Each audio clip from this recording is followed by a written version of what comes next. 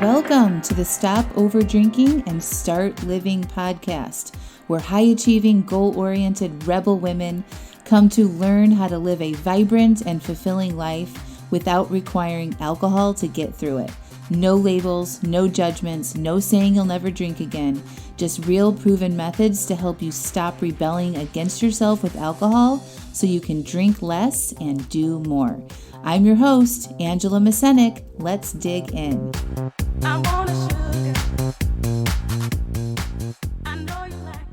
Welcome to episode 81, Drinking and Relationships, Your Questions Answered. Hello, hello, hello. How are you all? I'm fantastic. I am back in my office, in my new house, and I'm loving it. I've got it all nice and set up. I ordered a pink velvet couch so I can lay down and be creative and write in my office and shut a door. It's fantastic. My dog is on her special little queen bed laying next to me snoring, and I'm just loving it. And I did want to update you all that my grandmother passed, and thank you so much for all of your messages and emails and love that you sent to me over the past couple weeks. I really, really appreciate that. I wasn't with her when that happened, but I spent 8 days with her almost around the clock while I was home in Indiana, and I'm very pleased that I was able to do that and have some connections with her, and I know that she knew that I was there, so I'm glad that she's able to rest now in her forever place and see my grandpa and all the other family that has passed on. So yes, today I want to talk to you guys about relationships and drinking, specifically like drinking in relationships and how our relationships can often drive us to drink. I asked my coaching clients like what they wanted to hear on the podcast, and a bunch of them said more on relationships. And we spend a lot of time coaching and talking about relationships in our lives and how our thoughts about our relationships cause our feelings, and sometimes those feelings drive actions like drinking, eating, buffering, yelling, avoiding people, that sort of thing. And when we have goals to not overdrink, it's so important to evaluate how we think in all of the areas in our lives. We all have relationships with our significant others, our kids, our bosses, our parents, siblings, neighbors, right? We have relationships with people in all the different areas. And I've talked about relationships in past episodes, but I thought I'd give you a quick overview of what relationships are. Our relationship with another person is what we think about them. Our thoughts will determine if that relationship is good or bad. It's so interesting, right? So let me show you this truth. I want you guys to think about a person who you have a great relationship with. Okay, do you have them in your mind? One person. Somebody you have a really good relationship with. Got it? What are your thoughts about them? Give yourself a minute. What are your thoughts about this person that you have an amazing relationship with? Probably something like, they're amazing, they care about me, they're fun to be around, it doesn't take much effort, we get along, blah, blah, blah, blah, blah, right? Just notice how you feel when you have those thoughts. I'm guessing you probably feel pretty good, right? When you think about this person, you have these types of thoughts. And what do you tend to do when you feel this way, when you think about this person? Meaning, what do you do when you are in this relationship? Do you call this person? Do you send them texts? Do you do nice things with them or for them? Do you check in? And then notice what you might not do if in this nice relationship. You probably aren't running to the bottle of wine or trying to escape your feelings about this person, right? Now I want you to think about a relationship in your life that isn't so good. Think about a person that you have a difficult relationship with. Okay? What are your thoughts about them? Probably along the lines of, they're difficult. They don't listen. It's so hard. They're so frustrating. I would never do what they do. I don't understand how they can do blah, blah, blah. I don't like interacting with them. They cause me to drink. Okay? Just notice what your thoughts are about that person who you don't have a good relationship with. Now notice how you feel when you think these thoughts. Do you feel frustrated, annoyed, angry, sad, empty? And just notice, think about your past and how you've shown up in this relationship. What do you tend to do when you feel this way about this person? Meaning, what do you do or don't do when you are in this relationship? You probably aren't reaching out as often or sending nice messages or doing anything extra for them. You might get so frustrated that you pour a glass of wine or bitch about this person to a friend or to your spouse. Or you might ruminate and overthink and create a lot of stories and drama in your head, right? Am I close here? So in both examples, you can see through this exercise how your thoughts about these people are creating the experience you have with them. Your thoughts about them are creating your feelings. Remember, the people we are in relationships with can't make us feel anything. That is 100% on us.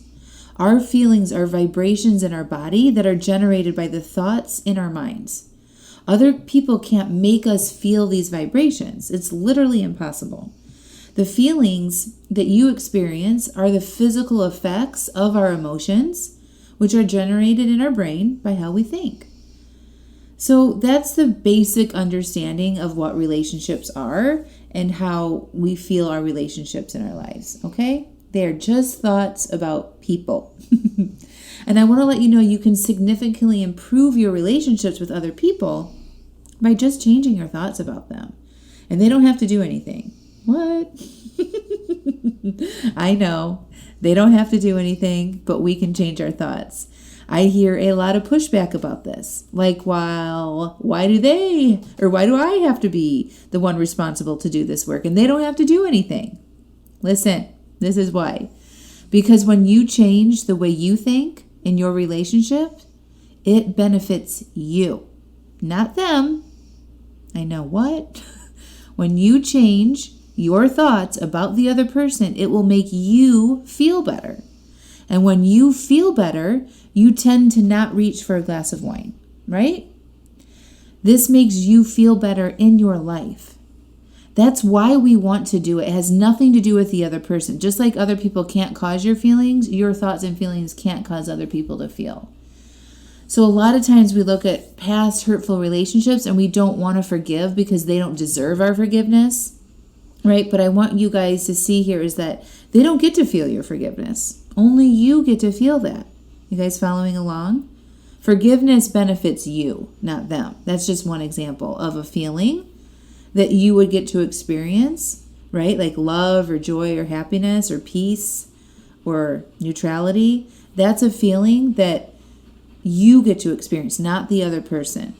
So when you hold on to hate or victimhood or disappointment about some of your relationships, that hurts you, not them. Okay? All right, that brief overview of relationships is over. And now I want to answer some of my listeners' questions specifically about alcohol and relationships. And the first question was how relationships and our decisions to drink are intertwined. Okay, this is a really good question. So similarly, in how I showed you that it's our thoughts about the relationship that determine the quality of the relationship, your thoughts about the relationship often trigger feelings that drive the action of drinking. So many of us think that if we can get the drinking under control and stop drinking so much, our relationships will improve. And yes, that can happen. But what often happens is that when we stop drinking so much, our thoughts and feelings are more revealed to us about that relationship. So we begin to recognize our truths in the relationships. And often we don't like it, right? Like we see our lives for what they are. So when you're in a relationship that feels boring or frustrating, those feelings might drive actions like drinking, right? Just like when you feel bored at home or frustrated with yourself for not doing what you say you will do, those feelings often drive the act of drinking, okay? And once you see a pattern in which feelings are driving your action of drinking, you will see this pattern in all the areas of your life, in relationships, at work, at home, on vacation, all of it. Our relationships and our decisions to drink are intertwined because it's our feelings about the relationship that drive or motivate you to drink. Okay, remember, our feelings drive our actions. And it's no different in relationships, right? So if you want to cut back on drinking and improve your relationship, it's the same process. We have to uncover what your thoughts are that have caused those feelings in the first place. Then we learn how to process and feel those feelings that we haven't been willing to feel before.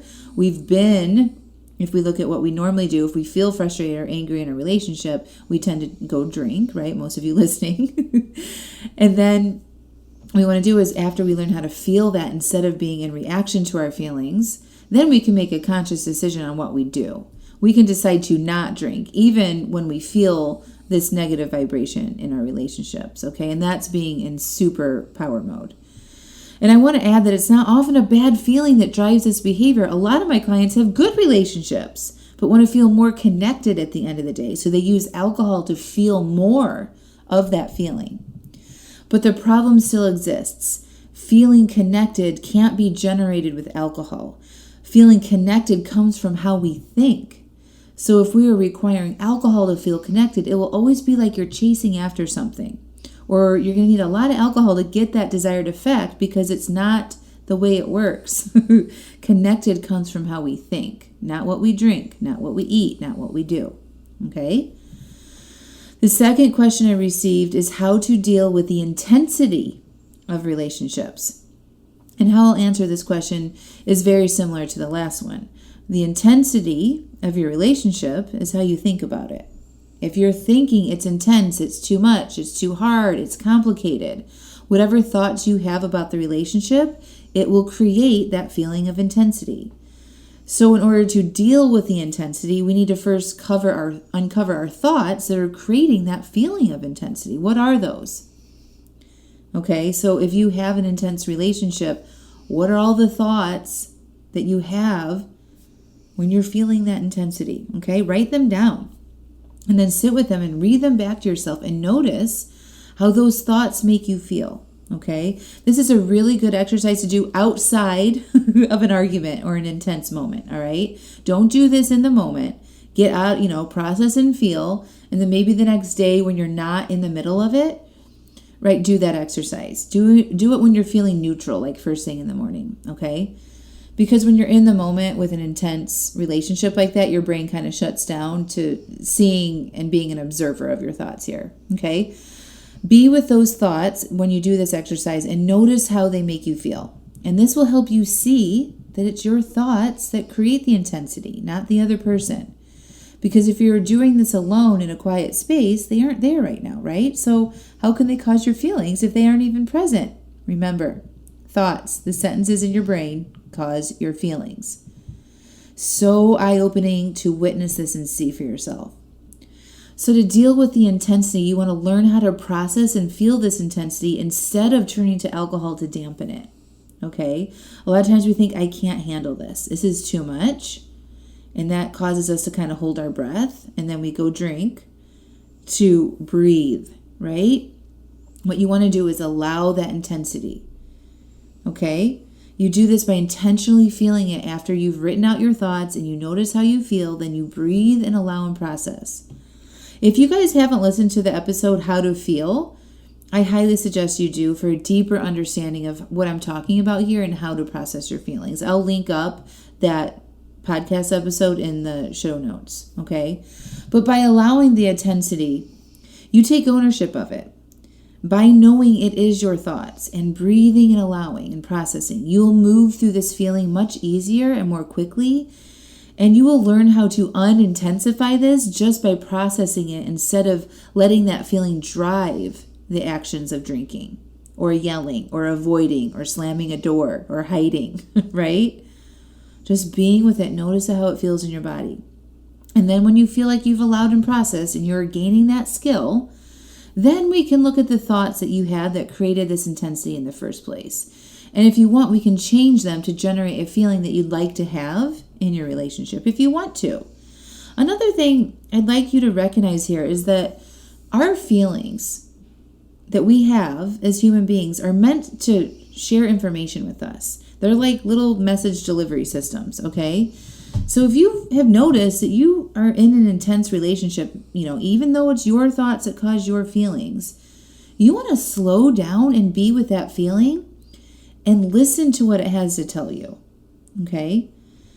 Be with it. It's gonna reveal some things to you that you might want to listen to, right? Like, do you want to be in a relationship where you have these types of thoughts all the time? Right? My advice is not to always change your thoughts so you feel better. Okay? Sometimes we don't want to do that. Sometimes you want to feel angry or upset or pissed off, right? It's not that we're trying to get out of these types of intense feelings. You just want to be with them and process them and get curious with them and then listen to what they're trying to tell you. All right? So this is what we do exactly inside my coaching program, by the way. I can't explain to you how valuable it is to have a coach guide you through this and show you your thoughts and help you learn how to feel and process. It is the game changer to making these changes in your life, in your relationships, with how much you're drinking, all of it. So if you're in my program, keep volunteering to be coached. And if you aren't in my program, why the hell not? My program is the best online coaching program to change your relationship with alcohol, hands down. The amount of time and high touch that I provide my clients and how well I know them inside the program, you don't get anywhere else. Okay? It's by far better than having a private one-on-one coach too, by the way. You are surrounded with women who are sharing the exact same situations in their relationships with alcohol and with their people. It's a beautiful thing. So seriously consider joining, because the coaching aspect of this, having somebody show you how your thoughts are creating your feelings and how to walk you through processing and feeling your feelings, changes everything. All right. I had to throw that in there because a lot of you guys think that like you want to do this on your own, right? And you don't need a coach to help guide you through this. And that might be truthful, right? I didn't find that to be the case with me. I tried to do this on my own, but coaching definitely changed everything for me. It was so compelling. That's why I became a life coach, right? I had to learn the skills to do this. I had to have somebody else show me how to do that. I didn't know. I didn't have them, and I couldn't see my own shit. I had to have somebody else show me how I was thinking that was causing all of my problems in the first place. All right? So you could be missing some important pieces of how all of our thoughts and our feelings and actions are connected in the areas of your life if you don't have that coach on your side. All right. The third question I got about relationships and alcohol is what to do when you start to cut back and you notice the same behaviors you have with alcohol in your relationships. First of all, this is so common. I had it too. When I was learning about all this stuff, I wanted to tell everybody. I was so excited. It was working so well for me, and I thought everybody needed it too, especially my husband. And I noticed I wanted to tell him that his feelings were driving his drinking and how his thoughts were responsible for his feelings, and not me. I wasn't responsible for his feelings, not his work, right? Not the kids. And let's be honest, I did tell him these things in the beginning. But I just got so frustrated that he didn't want to do what I was doing. Really, really frustrated. And I actually remember getting coaching on thinking, this is what I thought. This was the thought that I got coaching on. I didn't want to take care of him when he's older because he could have prevented the chronic diseases that he was destined to get. You guys, I had these thoughts in my brain. I know. Listen, here's the thing. What I learned through coaching and my new understanding about relationships is that those thoughts I was having about him hurt me and caused me to feel bad. And then I would pull back from him or judge him. And in the past, I would have definitely wanted to drink or eat or escape and avoid because I just couldn't deal with it. And all of those things hurt my life and my health, not his. So literally those thoughts I was having about him, if I had left those unchecked, would have caused me to have health issues, right? Crazy. Once I saw this, again through coaching, I could not see this myself. My coach had to show it to me. I decided to stop all of it. No more. No more thinking he should be different. No more thinking he should do what I'm doing. No more judgment. I decided to let him be him and to love him. Guess what happened? Guess what happened when I decided to let him be him? He changed. I'm not joking. It was like magic. The less I focus on him and the more I focus on me and what I wanted to do with my own health and life, and making improvements in my life, he gradually got healthier. By his own, by the way. Nothing that I was doing. Okay? He took his health into his own hands, lost over 50 pounds, dramatically cut back on his alcohol and junk food, and started to feel better about himself. Our relationship improved, and now it just continues to get better. So my advice for you is that when you notice that you want to tell your significant other or a parent or something like that, don't allow that urge to say something, or just allow that urge to be present to say something and process it. Just like allowing the urge to drink to be present and not drink. Okay, notice your desire to say something and want to influence, and then don't. Let them be. And be an influence to the people in your life through your actions in your life. I promise it's way more effective. I've seen this time and time again with my clients. I'm not a special unicorn here. I promise. All right, my friends, that's what I have for you today. This is one that you'll want to re-listen and come back to multiple times. Relationships are a big part of our lives, and having good ones just makes our lives better. And any amount of time you work to improve them is time well spent. And again, we spend a lot of time discussing the nuances of relationships inside my group coaching program. If you'd like to see if you're a good fit, please request a 20-minute call via the link in the show notes.